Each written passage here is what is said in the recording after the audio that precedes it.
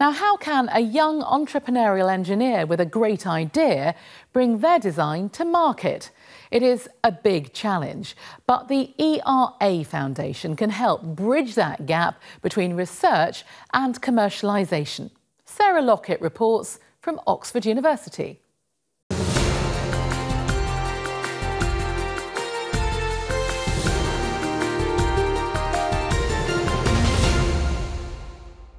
Professor Eleanor Stride taking part in a video promoting engineering as a career. Her field of research is bubbles. Bubbles are a fantastic way of delivering drugs. It's been known for quite a long time that at higher ultrasound powers, bubbles will actually start to change the way cells respond to drugs. And that's the effect that we're exploiting.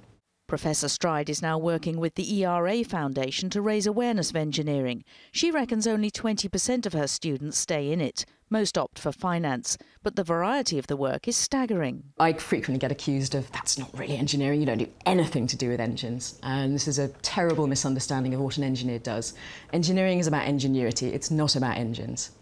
Having said that, engines obviously involve a lot of ingenuity too, but we are problem solvers. We apply science to fix things. One young person who's applying science to fix things is 15-year-old Alice Martin from Oxford.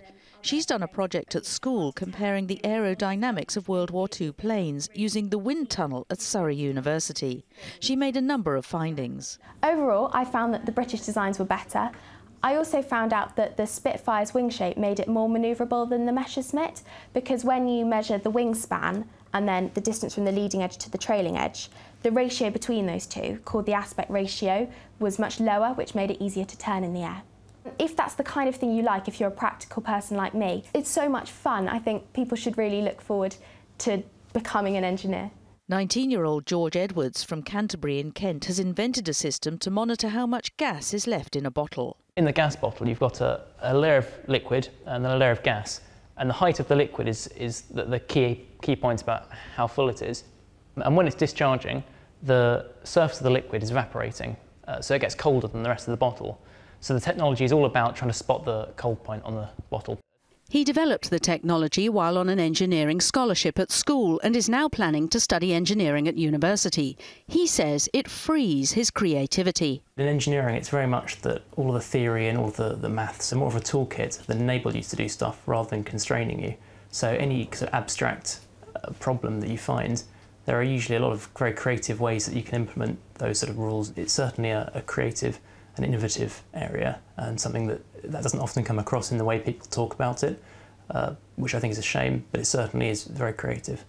Here at Oxford University, students have found their way to the highest level of engineering study, but many don't get this far. The ERA Foundation thinks this is because engineering mostly isn't taught in schools.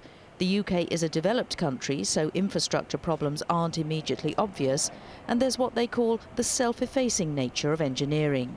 The foundation is playing its part to get young people into the profession. I think the John Perkins report, which has been done for the government, has been very helpful in that way. It said, what should people do? What can companies do? What can the government do? What can people in universities do? That's all been fine. I think the ERA Foundation's ambition is a bit more restricted, in the sense what we want to do is to find those people who really have a genuine talent for this subject and make sure they don't fall by the wayside. What all of these young engineers and not so young engineers that we've heard from today have in common is that they were inspired from a young age to try engineering as a career, and that's something that the ERA Foundation helps with, to provide young people with scholarship funding, support and investment funding to help them in their careers as engineers. This materials spectrometer is the only one of its kind in the country and is doing cutting-edge work, just as the engineers of the future will be if they stick with the profession.